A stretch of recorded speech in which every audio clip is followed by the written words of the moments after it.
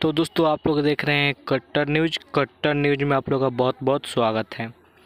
दोस्तों खेसारी लाल यादव की लगातार शूटिंग चल रहे थे, दिल्ली में शूटिंग कंप्लीट हो चुके हैं। अपने वाल के स्क्रीन पर सबसे पहले फ़ोटो देखिए, बहुत पुराने पोस्टर है, पगड़ी बने हुए उसमें बंदूक, ये रंगदारी वाला। तो बहुत जल्द रंगदारी सॉन्ग आ रहा है, फैंस की डिमांड पर रंगदारी गाना आ रहा है भैया की आवाज़ में। कल दोपहर तक पोस्टर आ जाएगा, रंगदारी सॉन्ग का। बहुत ही तगड़े लेवल का वीडियो है, एकदम तैयार रहिए। कल पोस्टर आते ही पूरा शेयर कीजिएगा। सबसे पहले अपने वाल के स्क्रीन पर देखिए अखिलेश कश्यप जी अपने फेसबुक आईडी से क्या पोस्ट किए हैं। आ रहा है हिट मशीन का रंगदारी सॉन्ग।